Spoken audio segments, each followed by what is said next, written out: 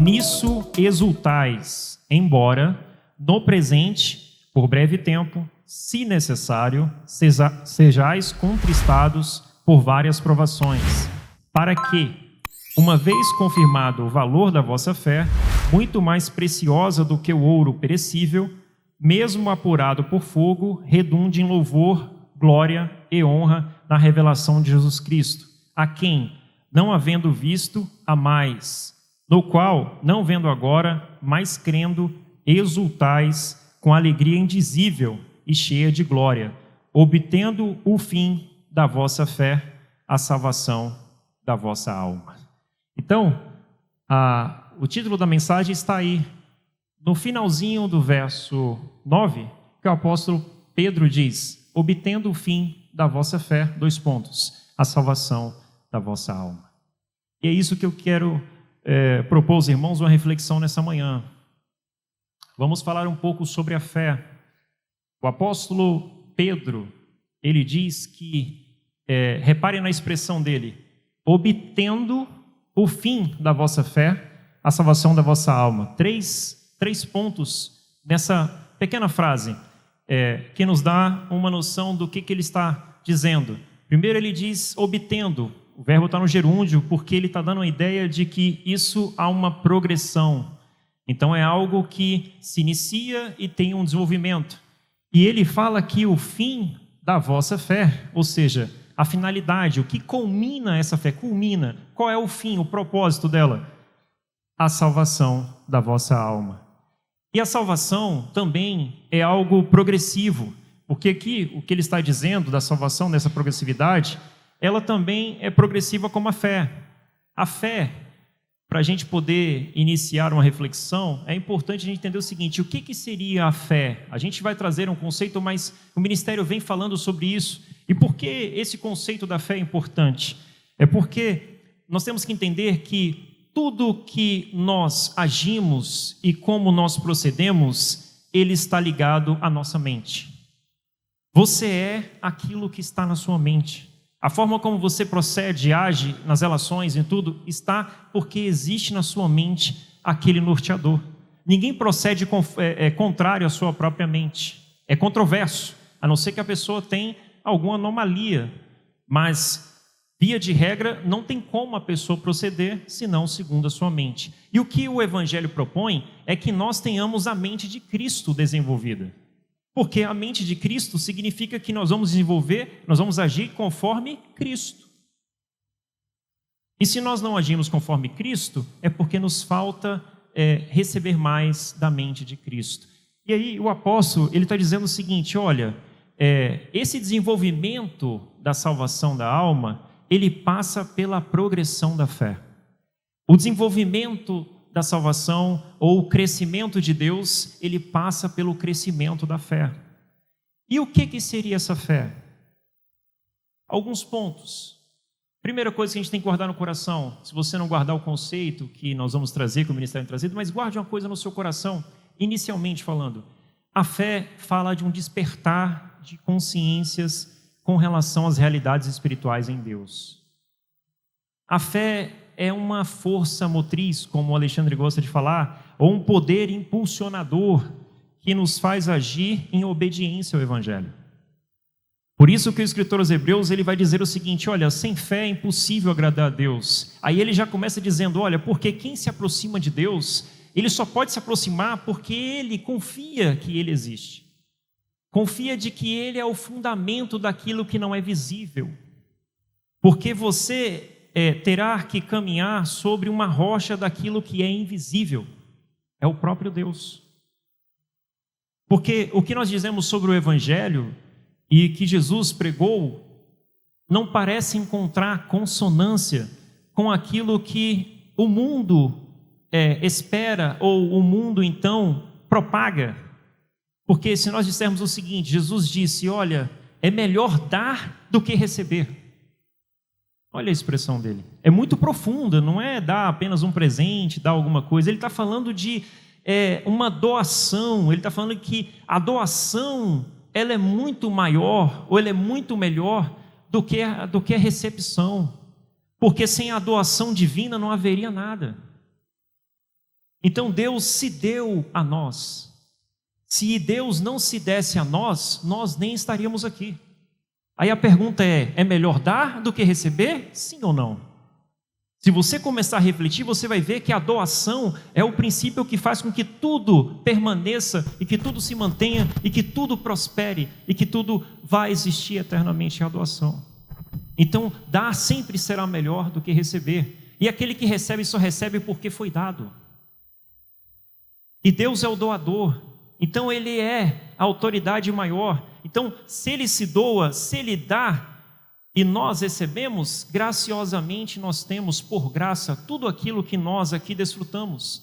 E a grande loucura humana é quando o homem tenta usurpar a glória de Deus, porque o homem entende que aquilo que ele recebeu de graça de Deus, dele é. Sendo que, na verdade, nós somos mordomos, meros mordomos.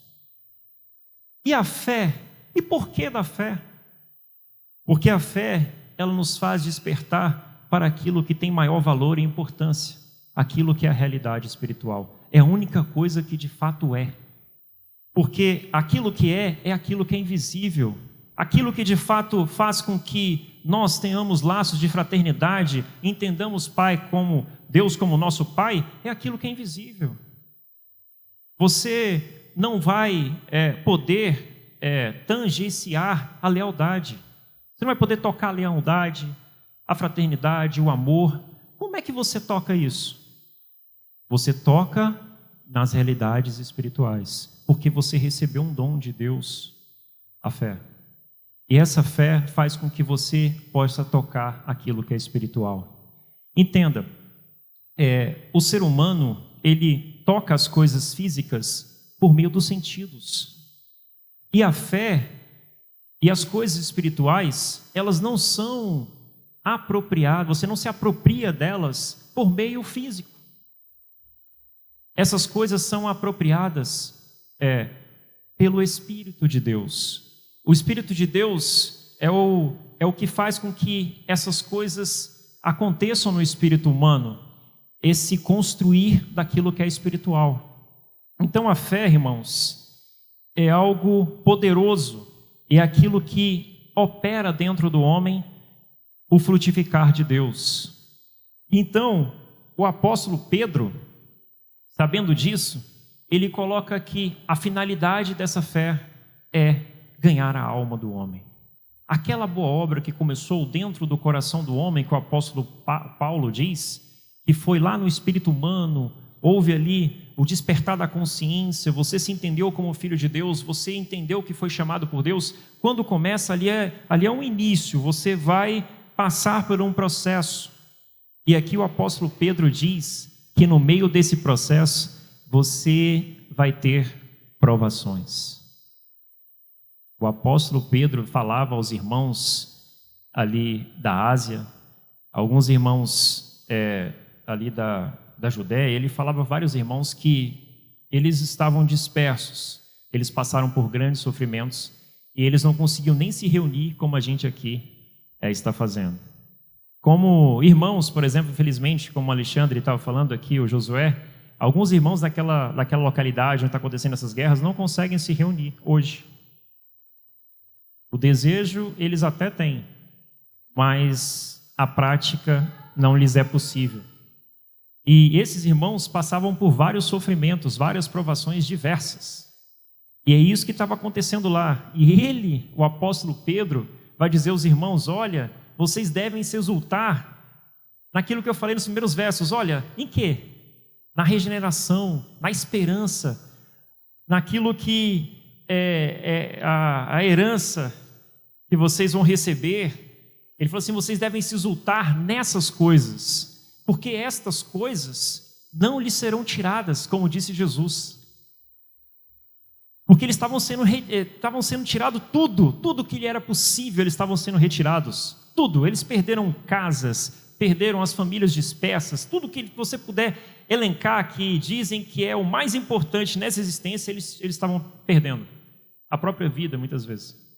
Mas Pedro disse assim, olha, vocês devem se exultar, ainda que vocês estejam contristados. Ele fala bem assim: olha, essa tristeza de vocês tem umas características. Elas são no presente, porque vocês sofrem agora, e se necessário vocês sofrem. Por quê? Porque na verdade ele usa uma figura dizendo o seguinte: olha, assim como o fogo ele faz uma purificação do ouro e ele tira aquelas imperfeições que o ourives faz esse processo, ele diz assim: olha, quanto mais isso acontece, mais se revela o metal. Não é assim que acontece, Josué? É assim que eu não sei como é que é. Eu sei do que eu li. Não é isso? O metal vai ficando mais limpo, vai ficando mais, você percebe melhor aquele metal quando o fogo passa. Então a figura de Pedro é dizendo o seguinte: olha, a sua fé é muito mais preciosa do que o metal. Ela vai ficar de maneira muito mais visível, muito mais perceptível o valor, a grandiosidade dessa fé. E essa fé, nada mais, nada menos do que o próprio Deus operando dentro de você. A gente percebe, o apóstolo Paulo, ele fala sobre o desenvolvimento da salvação, ele diz o seguinte: olha, ele diz assim, desenvolvei com temor e com tremor, não é isso que ele fala? Temor e tremor a salvação. E aí ele vai dizer, lá em Filipenses capítulo 2, se não me engano é lá para o verso 12, acho que ele fala isso, ele diz assim, olha, ele fala desse desenvolvimento, mas ele fala assim, que Deus que opera o querer e o realizar, algumas traduções falam o efetuar. É um texto que os irmãos calvinistas gostam muito, né? Sempre quando eu conversava com eles, a gente falava muito, esse texto é um texto bastante citado, né? Eles falam da questão de Deus, aí tem várias linhas que defendem uma coisa ou outra, mas eu não vou entrar nesse mérito. Mas o que é interessante é que o que ali Paulo está dizendo é o seguinte: olha, a fé, que é esse poder que opera dentro de vocês, é isso, é Deus operando dentro de vocês a vontade dele. Você se associa à vontade dele, você coopera nessa caminhada com Deus. Por quê? Porque a partir do momento que você despertar da consciência, você agora pode se esforçar para tocar as realidades espirituais em Deus. Antes você queria tocar e você era como aquele cego, como a figura que o Paulo também usa em Atos 17. Ele fala assim que os homens estavam cegamente tentando encontrar Deus. Não sei se os irmãos lembram, em Atos 17, ele está tateando como se pudesse encontrar. Aí ele faz uma estátua, né? E aí ele diz isso, e ele tenta de algum modo trazer uma adoração àquele que ele diz que entregou que dá a chuva, que dá o sol, ao Deus que acalma o mar e tudo mais. Mas eles estão ali como que uma venda nos olhos tentando encontrar Deus. E aí Paulo fala: olha, vocês não precisam ir para lá nem para cá, e nem isso nem aquilo. Ele diz: olha, ele está perto de vocês. Na verdade, Jesus falou assim: olha, ele está dentro de vocês. Quando Paulo fala está perto, é apenas uma figura. Ele está dizendo: olha, Deus está em você. Você precisa encontrar como aquele que procura estar num campo e acha um tesouro escondido, que é a figura que Jesus também usa na parábola. Essa pérola escondida é o próprio Deus dentro de você. Desse terreno que não tem um valor comparável a essa pérola. E aí você vende o terreno, ou seja, você entrega a sua vida, você simplesmente se rende ao governo daquilo que é maior do que você, do que é o tesouro, o próprio Deus. E aí o apóstolo Pedro, falando sobre tudo isso, ele fala da fé. E aqui eu queria trazer, como eu disse, que o Alexandre, o Josué, os demais cooperadores sempre trazem o conceito da fé, e é importante. Me perdoe aqui, o Josué vai me ajudar, eu não sei falar essas palavras, Josué, mas você vai ajudando aí. O Alexandre também. A palavra grega pistes, é isso? Pistes. Pistes. E a latina fide. Fides. Então, essas palavras que são utilizadas para falar sobre a fé, como vem sempre falando aqui, o ato de ter fé, aí crer, é o que está traduzido aqui pelo Almeida, João Ferreira de Almeida, né? Está traduzido aqui, crer. O problema é que essa palavra, ela tem uma expressão, uma ideia muito maior do que o crer. E aí é que gera algumas confusões. Confusões que eu falo assim, tanto intelectuais como prejuízos espirituais, de certo modo. Por quê? Porque intelectuais, porque aqueles que devem apregoar, eles transmitem como se fosse um mero crer. E quem recebe, recebe como se fosse um mero crer, e ao agir como se fosse um mero crer, eles têm prejuízo no desenvolvimento da salvação. Porque a fé, ela é o princípio desse processo. A gente precisa entender e precisa desenvolver a fé. A fé, ela é aumentada ou ela é enfraquecida. Você pode ver nos evangelhos, Jesus falando bem assim, passando lá, e eu ficava assim, aumenta a nossa fé. Não é isso? Aí ele falou assim, homens de pouca fé. Aí ele, aumenta a nossa fé. Ajuda, porque a minha fé é pouca. Então a fé é uma semente que cresce e ela precisa desenvolver. E muito da falta de desenvolvimento da fé tem a ver porque os homens estão rateando com relação àquilo que é espiritual e aquilo que é material. Há muita confusão entre a fé parecer ser tocada ou a maneira como se age de fé é uma maneira material, física, mecânica, é uma maneira meramente industrializada, é uma forma manufaturada de fazer aquilo que é pelo poder do Espírito. E se você não age pelo poder do Espírito, não é Cristo agindo por meio de você, mas é você agindo em nome de Cristo e, na verdade, aquilo não está te salvando. Por quê? Porque aquilo, na verdade, está prejudicando esse desenvolvimento. Porque toda obra que é feita pelo ego, irmãos, só tem uma coisa que vai acontecer com você, se você faz as obras pelo ego. Simplesmente você vai ser alguém muito orgulhoso, você vai ser alguém que faz muito juízo sobre o outro, que você acha que talvez não proceda daquele mesmo modo que você, porque você deveria proceder o bem com todos pelo bem do outro. Não proceder bem com o outro como se eu fizesse aqui como é que pode dizer assim, um score, né? Assim, um score, pontuação. Então, olha, eu estou num nível de bem aqui, 90% que eu quero. Deixa eu ver o irmão está 60%. Então, eu estou bem. Então, se eu estou bem, eu posso julgá-lo, né? Porque se eu estou bem, 90%. Então, agora, você vai julgar alguém que está 100%? Não, 95%. 100% não tem ninguém. Vamos dizer assim, 95%. Aí você já fica, né? Não é assim? Não era mais fácil, por exemplo, você julgar como os religiosos faziam? Eles julgavam as meretrizes e os publicanos, não era isso? Eles tinham um juízo pronto, certo? Mas aí você vai atacar alguém que está vulnerável, que está numa situação difícil e tudo mais. Mas o que isso ajudaria aquelas pessoas? Nada. Então, na verdade, você não está estendendo a mão para socorrer alguém, você não está fazendo o bem. O mal você está fazendo. O melhor seria se você não consegue ajudar, pelo menos calado ficasse, para não prejudicar. Mas é isso que acontece.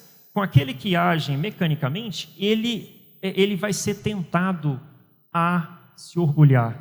Ele vai ser tentado a julgar o próximo. Ele vai ser tentado a achar que a humildade, que é Cristo, ele deveria sentar e aprender, ele acha, eu não tenho nada a aprender. Então, se ele não tem nada a aprender nem com Cristo, que é humildade, ele vai ter a aprender com você? Ele vai te ouvir? Não vai. Esse é o problema daqueles que se orgulham demais, porque eles não podem ouvir. Aí, talvez, na falsa humildade, ele vai querer ouvir o Josué, porque ele entende que o Josué seria alguém de um grande vernáculo, grande conhecimento. Pode ser que sim, Josué, pode ser. Mas o outro irmão ali, que ele acha talvez não, ele não vai querer ouvir. Mas por que ele não vai querer ouvir? Mas não é o irmão, tem que ouvir o que quer? Não, porque eu sou maior do que ele. Olha as ideias. E aí Jesus, ele ensinava que para que ninguém se orgulhasse, ele dizia o seguinte: olha, entenda, o maior de todos, que sou eu, todo mundo sabe que eu sou o maior de todos. Vocês sabem, porque vocês são meus discípulos, o Pai revelou que eu sou o Cristo, eu sou o maior.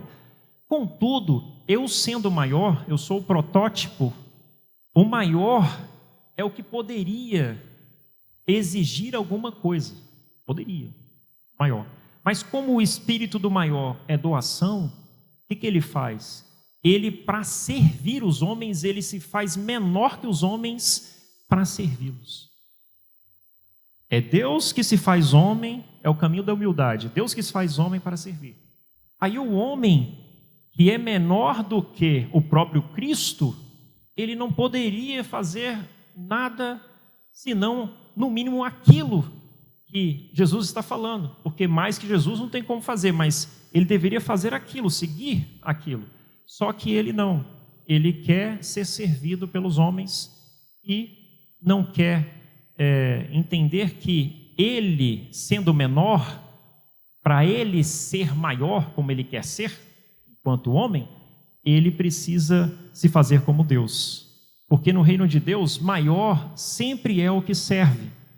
Então a autoridade maior, ela é doação e serviço, amor, constância. Então é isso que os homens, na loucura, eles querem se fazer como deuses, mas não como Deus, a semelhança de Deus, o único Deus, mas como os deuses que são a imagem do próprio homem. Isso é o princípio da idolatria. Isso é o problema do homem, o problema, a raiz do problema do homem. O homem é um ególatra, ele é um homem, ele faz um culto de si mesmo. Então toda obra, todo o bem que você faz ao próximo e é destituído de amor, é destituída desse poder do Espírito, ele é apenas o quê? Ele é apenas um culto a si mesmo. É isso que o Evangelho está dizendo. Então você está apenas cultivando um culto a si mesmo. E aí isso não vai desenvolver a sua salvação. E aí é esse o ponto. O que acontece? Essa palavra pistes e fide, ela exprime as ideias de quê? Convicção da verdade de algo e traz uma ideia de fidelidade, que é o ponto que o ministério sempre vem colocando. E aí eu achei interessante, o filósofo e teólogo Humberto Holden, é isso que fala o nome dele? Ele traz uma ideia que eu acho que se aproxima e é bastante harmoniosa com o que acontece aqui com essas palavras. Ele traz uma ideia de que originalmente essa palavra ela tem uma expressão um pouco mais acurada, que seria uma ideia de harmonia e de consonância, sintonia, é o que ele fala. Então, se a gente pegar o que a palavra exprime e o que ele está dizendo aqui, que seria essa ideia, a gente vai ter uma ideia de fé mais interessante. A primeira seria a fidelidade do cristão em obediência ao Evangelho, fruto da convicção interior da verdade conhecida. Mas um sentido mais orgânico, como a gente vem comentando aqui no ministério, essa ficaria melhor. Eu diria assim, estabelecer da harmonia entre o espírito humano e o espírito divino. Estou pegando as palavras dele e harmonizando com a fidelidade. Estabelecer a harmonia entre o espírito humano e o espírito divino, uma sintonia que é fruto do alinhamento à consciência de Cristo, em unidade, produzindo uma experiência de fidelidade ao Evangelho. Ficou um pouco grande, né? Mas quais são as ideias aqui? Ele comenta que há uma harmonia, a fé, ela é um poder de Deus que traz uma harmonia entre o espírito humano e o espírito divino. É o que Paulo chama de justificação. É você alinhar uma consciência com a outra. Então, essa sintonia e harmonia, que ela resulta? Numa unidade. Então, quanto mais você recebe do Evangelho, porque a fé vem pelo quê, irmãos? Quem lembra? O apóstolo Paulo falando. Pelo ouvir. Ouvir o quê? Palavra de Deus. E por que toda quarta-feira, todo domingo, o Alexandre prega a palavra de Deus aqui?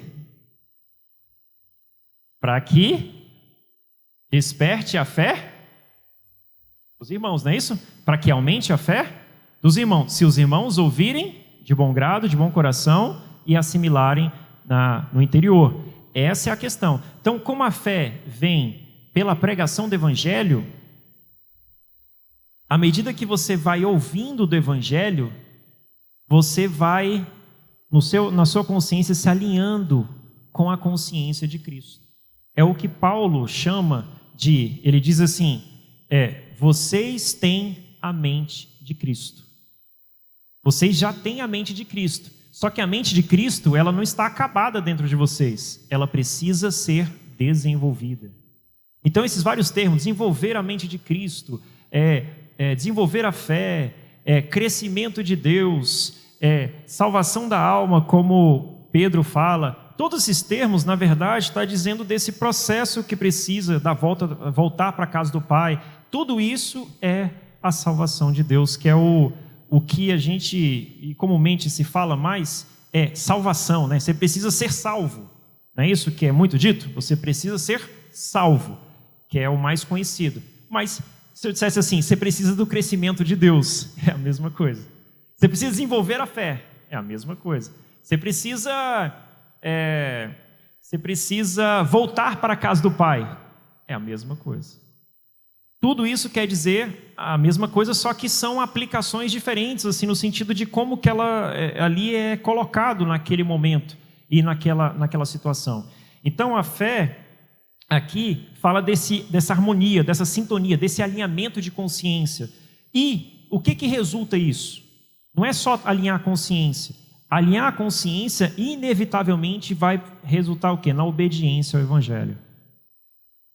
Irmãos, quando você lê ali o capítulo 11 de Hebreus, que é muito citado sobre a fé, você vê que o escritor ele fala que a fé ela é um firme fundamento.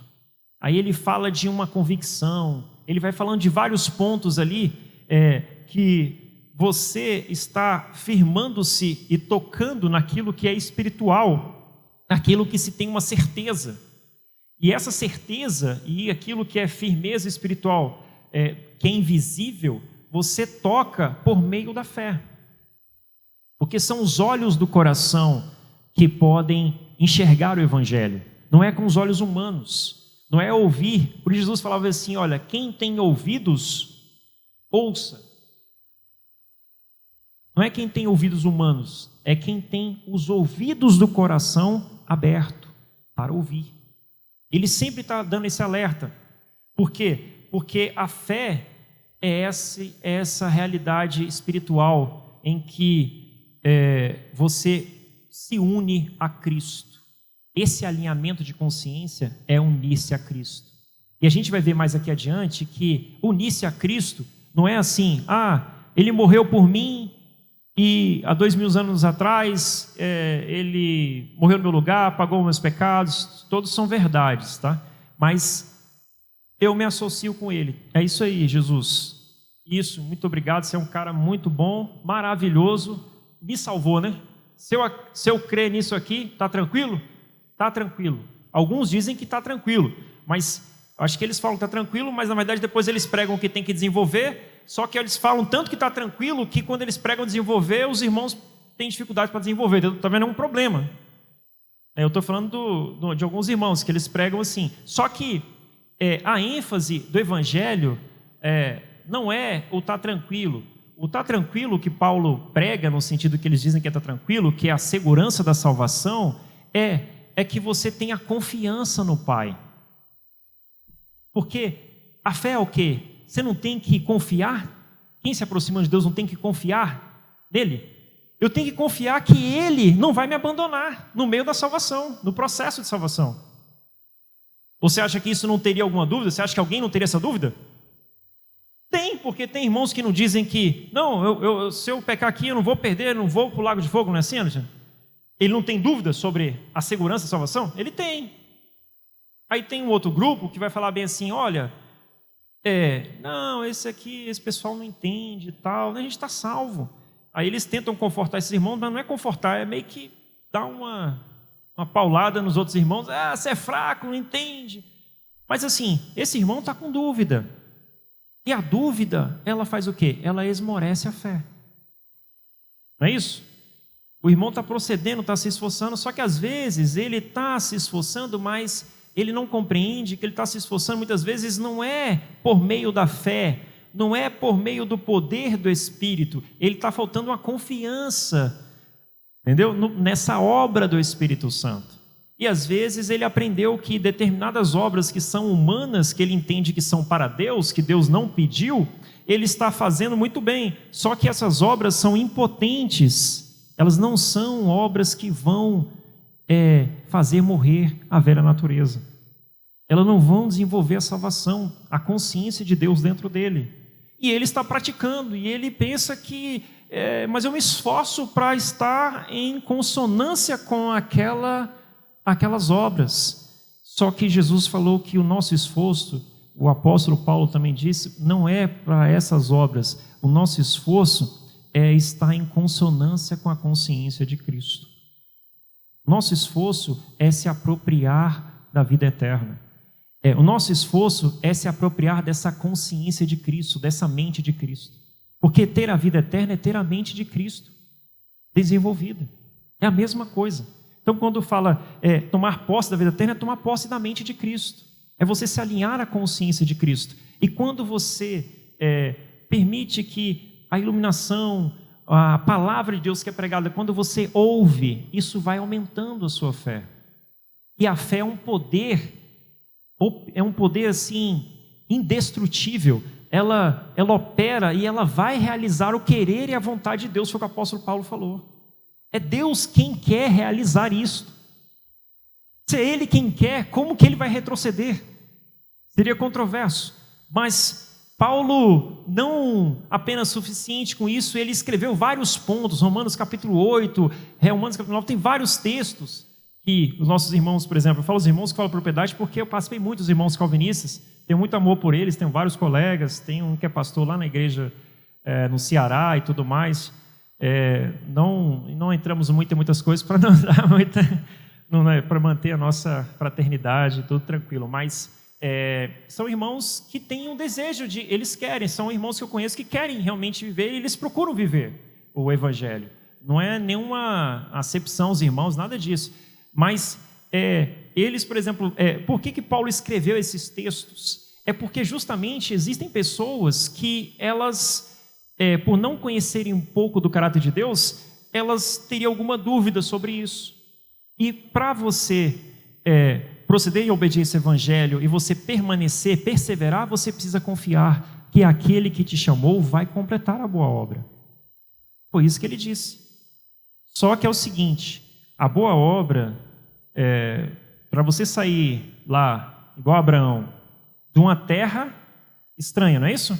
Ele não obedeceu? Se você olhar aqui em Hebreus capítulo 11, você vai ver o seguinte, que tudo que fala lá em Hebreus, ele fala sempre num modo, é um verbo de ação. Ele está sempre falando, olha, a fé, ela vai produzir o quê?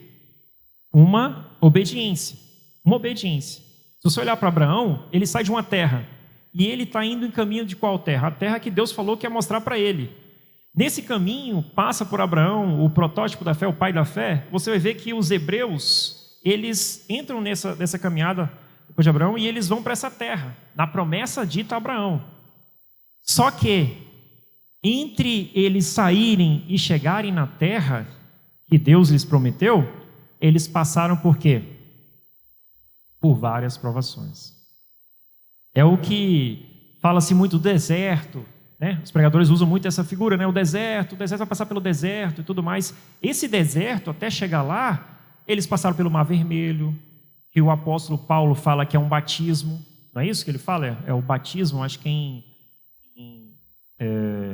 1 Coríntios 10, se não me engano, ele fala que é um batismo, eles foram batizados no mar. E esse processo, que é batismo, você vai ver ali o apóstolo, aliás, João Batista falando o seguinte, olha, ele vos batizará com o Espírito Santo e com fogo. Pedro está falando do fogo que purifica, João Batista fala que você será batizado no Espírito Santo, você vai emergir nessa dimensão espiritual, você vai ser unido ao corpo de Cristo, mas ele fala que junto com essa união tem um fogo, há um batismo com fogo. E é o mesmo processo dos judeus, né? Os hebreus, na verdade, eles passando pelo mar, até chegar o fim da caminhada deles, que seria a boa terra de Canaã. Qual é o fim da nossa caminhada? Salvação da nossa alma. Não é o fim da fé? Não é salvar? Começou uma obra no teu espírito. O corpo será glorificado, é o que diz o apóstolo Paulo. Mas e essa alma que está dentro de você? Como é que faz? Ela não tem que passar por um processo de transformação? Precisa. É como o Alexandre costuma dizer aqui, se não precisasse passar pelo processo desse desenvolvimento da salvação, como é que seria o céu, que tanto dizem? Vai para um lugar, para um céu, mas como é que seria esse céu? Não seria bom, né? Porque se a terra não está boa, não é isso? Nova terra, como o Marcinho está falando. Como é que o céu seria melhor? O céu enquanto o símbolo da presença de Deus, da eternidade com Deus, de algo mais elevado do que a terra, é o céu. Mas para que a gente possa cumprir o propósito que Deus nos deu, que foi se tornar a imagem e semelhança dele, precisa passar por esse processo de desenvolvimento. E aqui eu queria ver com os irmãos, no capítulo 6 de João, uma reflexão com os irmãos. Os irmãos podem acompanhar, João capítulo 6. A gente precisa falar um pouco sobre a natureza e a organicidade dessa fé. E esse capítulo 6 é maravilhoso, para que a gente possa entender como que é necessário desenvolver a fé e o prejuízo que se tem em não desenvolver a fé. E nesse texto a gente tem tudo isso reunido de certo modo. João capítulo 6, os irmãos podem acompanhar a partir do verso 26, mas coloca na tela aí o verso 2, para os irmãos contemplarem o verso 2. Meus irmãos podem ler comigo, olha só. Seguiam numerosa multidão. Por quê? Por que seguia? Seguiam Jesus, tá? Meus irmãos, leem. Tinham visto os sinais que ele fazia na cura dos... Uma multidão numerosa está seguindo Jesus. E a explicação do apóstolo João é que eles tinham visto os sinais que ele fazia na cura dos enfermos. Então, nessa numerosa multidão que está procurando seguir Jesus, a gente tem aqui um problema. É o problema que é uma figura do que acontece conosco hoje. Você tem uma multidão que está seguindo Jesus. Eles viram sinais. Até aqui está tudo em consonância. Até aqui. Aqui a gente não consegue discernir. Estou falando que quem discerne essas coisas no coração é Deus. Mas eu estou trazendo o seguinte, até aqui eu não posso fazer nenhum juízo. Juízo de quê? Estão seguindo Jesus. Eles viram sinais. Não é isso mesmo? Devem seguir Jesus. Tranquilo. Só que, vai para o verso 26, irmão. Agora é Jesus falando. Respondeu-lhes Jesus, em verdade vos digo, vós me procurais. Aqui começa o problema. Não porque viste sinais. O mesmo João falou que eles procuravam porque viram sinais. Aí Jesus falando, olha, vocês na verdade não viram sinais, mas porque vocês comeram pães e vos fartastes. Tinha acabado de acontecer antes, desse episódio. No dia seguinte eles procuraram Jesus no barco, foram atrás, encontraram ele, tem toda a história, não vou contar aqui, mas tinha passado a multiplicação dos pães. E a multidão que havia comido os pães, numerosa, estava atrás de Jesus. E aí, João fala que eles foram por causa dos sinais, viram os sinais. E aqui Jesus fala que eles não viram os sinais. Os sinais que João se refere é o sentido espiritual do milagre. É o que o milagre aponta. É o que o milagre, enquanto realidade espiritual, quer transmitir àqueles que seguem Jesus. É isso que João está falando. Sinais. Quando Jesus fala de sinais, e João está citando sinais, o mesmo João, é o sentido espiritual do que aquele milagre que aconteceu ali, mas o que ele significa. Porque o milagre pelo milagre não vai mudar a vida das pessoas, mas o sentido espiritual, que são verdades, essas podem ser acrescentadas à alma e ao coração daquele que confia no Senhor. Agora, o milagre, ele é um gatilho, ele é uma coisa que lhe ajuda na fé, pode lhe ajudar na fé, mas o milagre ele vai tocar ali o seu corpo. Mas esse pessoal que foi curado, depois não morreram? Morreram. Tá, o milagre foi bom ali na existência e tudo mais, mas o que isso lhe acrescentou com relação ao porvir? Se não tiver acrescentado na consciência as realidades espirituais, nada lhes aproveitou. Então, os irmãos perceberem, no verso 6, no 26, ele fala isso. E o que ele quer dizer com isso? Ele quer dizer o seguinte, que a multidão não tinha o discernimento e a compreensão dos sinais realizados por ele. Eles viam apenas com os olhos naturais, mas eles não enxergavam com os olhos espirituais. Esse era o problema da multidão ali. E o tema do capítulo 6 é sobre a fé e a incredulidade daquele pessoal que estava ali.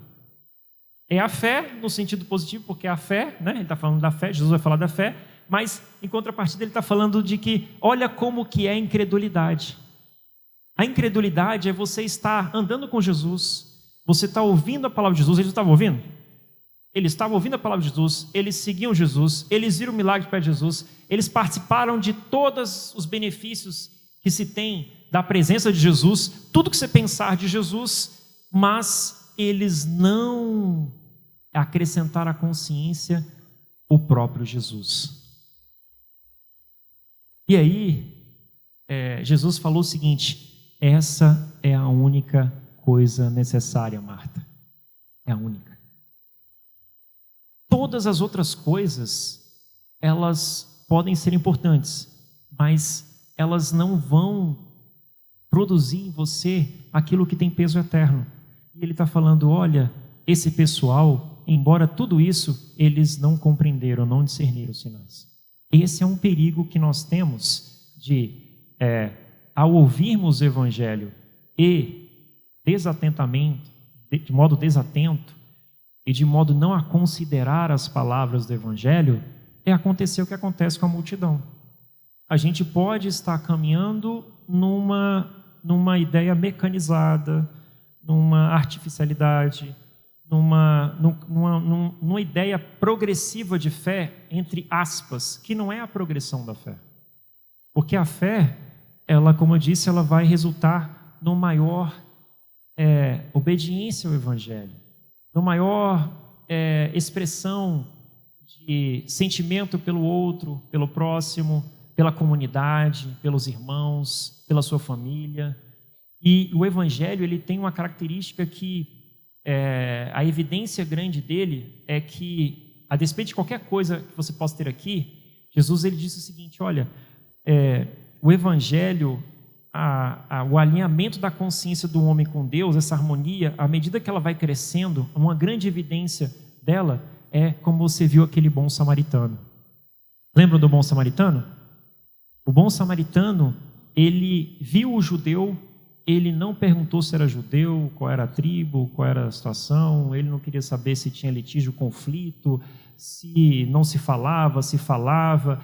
A sensibilidade do coração do bom samaritano olha, ele é um meu irmão, ele é um ser humano que está precisando do meu socorro. Enquanto o sacerdote, o levita e tudo mais, que numa leitura rápida assim, da nossa compreensão humana, quem deveria socorrer ele? Jesus está querendo trazer esse ponto. Quem você acha que deveria mais socorrer? O sacerdote, o levita ou o samaritano? Quem teria mais dificuldade em socorrer o judeu? O samaritano. Porque os judeus não têm, não é em tese, porque tem uma guerra, uma briga, um conflito, ele poderia falar, cara, depois de tudo isso, eu vou socorrer um judeu aqui. Ele poderia pensar assim. Só que quem ama, ele não está assim, ele não está para essas imperfeições, essas picuinhas, entendeu? O amor, ele cobre a multidão de pecados. É isso que o apóstolo Pedro mesmo diz. Quando ele fala em cobrir o meu, é isso, você não está olhando o conflito do judeu, do isso, é um ser humano, meu irmão. Você transcende o sangue, você transcende a tribo, a sua família. Jesus falou que você vai ter vários pais, várias mães. Olha, você não tem só sua mãe, a sua mãe é aquele que te abraça e te cuida ali, é como sua mãe, te acolhe como a sua mãe, porque o amor do evangelho é isso, é várias mães, vários pais.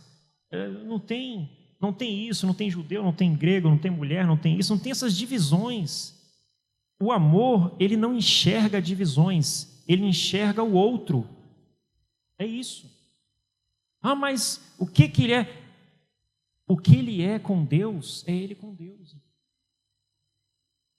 Eu estou falando de você, como você procede em amor para com este, não é o que ele é. O Evangelho não está perguntando, olha, pelo contrário, ele diz, olha, amai os vossos inimigos, orai pelos que vos perseguem.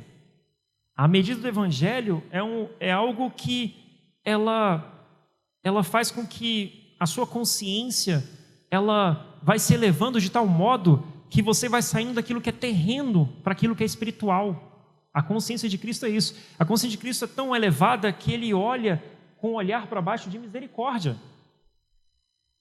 Agora, quando você está com a consciência terrena, você fica olhando para as brigas terrenas, para os problemas terrenos, e você não sai da mediocridade da humanidade. A humanidade, ela não consegue superar essas barreiras. Para eu amar o Marcinho, eu tenho que ter um monte de razões para amar o Marcinho. Eu tenho que ver, estudar e ver se tudo se encaixa ali. Mas se alguma coisa sair dali, aí não, agora... Aí eu até comecei amando o Marcinho, daqui a pouco agora não preenche mais os requisitos para amar, então Marcinho, agora acabou o meu amor por você. Então assim, isso é complicado. E seguindo no texto, é o que Tiago fala de a fé morta, ele usa a expressão fé morta, e a fé viva e genuína. A fé morta é essa que não consegue amar o seu irmão. E a fé viva é operante aquela que ama o seu irmão. Olha o que Jesus fala. Eu já estou caminhando para o encerramento, irmãos.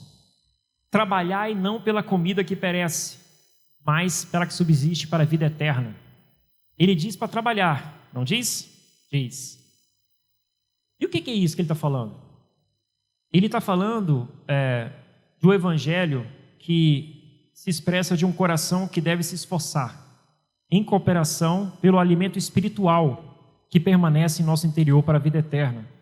Pois o alimento material, físico, ele disse lá em Mateus, no capítulo 6, se não me engano, ele fala assim que basta o cuidado de Deus. Você trabalha, mas nunca confia. O alimento que você recebeu é fruto do seu braço, mas sempre será a provisão divina. Mas aqui do alimento espiritual, porque Jesus no capítulo 6, ele está usando uma figura, ele pega o material e compara com o espiritual. É o que Paulo fala, comparando coisas físicas com espirituais, é você fazer uma comparação. Ele está fazendo essa comparação. Esse alimento que ele fala assim, eu sou o pão que desceu do céu. Vocês foram atrás de mim, como diz o verso lá no começo, porque vocês comeram o pão, né, da cevada, o pão francês, como a gente aqui. Agora, vocês precisam entender que esse pão não vai mudar nada na realidade espiritual de vocês. Eu sou o pão que vai mudar a realidade de vocês, que desceu do céu. E aí eles, num conflito, porque aqui é a questão da incredulidade, ele está tentando entender algo que é espiritual pelo sentido físico. A fé não é tocada pelo sentido humano, ela é tocada pelo Espírito. Então eles pensavam, não, mas dá o mesmo pão que Moisés deu e tal. Aí falou assim, olha, aquele pão nem foi Moisés que deu, foi Deus. Nem Moisés deu o pão para vocês. Para com essa idolatria de Moisés aí. Foi o próprio Pai que deu. Só que adianta o seguinte, aquele pão que o Pai deu lá, também não serve para nada. O pão que aquele pão lá que o Pai deu representa, sou eu. Eu sou o pão da vida. Mas então o que a gente faz?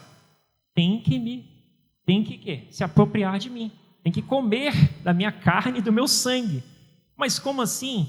Aí você vê que tem sempre um conflito, né? Eles estão entendendo do sentido físico. Há um problema de entendimento, porque a fé é uma realidade espiritual. E aí ele diz, não, o que eu quero dizer para vocês é que vocês precisam ouvir as minhas palavras, porque elas são o alimento da vossa alma. Comer a minha carne e meu sangue é tomar para dentro de vocês a minha consciência, a mesma mente. E o que eu disse no início? Quando você tem uma mente, você age de acordo com ela. A mente de Cristo não é outra coisa senão o próprio Cristo. Não tem como você tirar uma mente, o pensamento, as palavras da pessoa. As palavras são a pessoa, de certo modo. Então as palavras de Jesus são Jesus. É isso que ele está querendo dizer. As palavras saem da mente de Jesus. É o que está na mente de Cristo, é o que ele ensinou. Então, quando você está em alinhamento, em consonância com Cristo, você está em consonância com o Evangelho, com as palavras dele. E a fé é esse poder que vai fazer você agir de acordo com as palavras de Cristo. É importante ou não é a fé? E sem fé é possível caminhar, irmãos? Não, né? Então, irmãos, finalizando, ele disse assim, olha a dependência que nós temos desse Cristo. Ele fala assim, quem comer a minha carne, verso 56, quem comer a minha carne e beber o meu sangue, permanece em mim, e eu nele. Olha a unidade. Assim como o Pai que vive me enviou, eu igualmente vivo pelo Pai. Quem de mim se alimenta, por mim viverá. Ele está dizendo o seguinte, olha, eu dependo estritamente do Pai.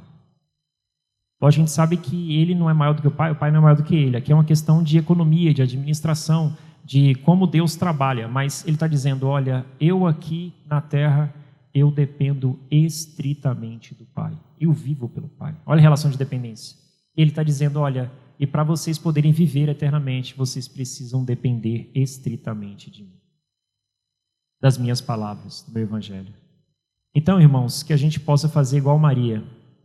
Maria, ela estava ouvindo Jesus, e é necessário ouvir Jesus, a gente sabe, mas ela não ouvia Jesus de qualquer maneira. O texto diz que ela estava quedada, ou estava sentada, prostrada, como um discípulo ouve o mestre. E ali ela estava como quem bebe, absorve as palavras de Cristo. A atenção dela era tão grande com aquilo que ela não pôde nem ajudar a sua irmã com aquilo que era necessário para receber um hóspede de honra. Mas o hóspede mesmo disse, olha, não carece disso. A única coisa necessária que vai me trazer muito mais honra, louvor e glória a mim é ouvir o meu Evangelho. Muito mais do que os serviços que vocês prestam a mim. Amém? Vamos refletir nessa palavra. Deus abençoe-nos.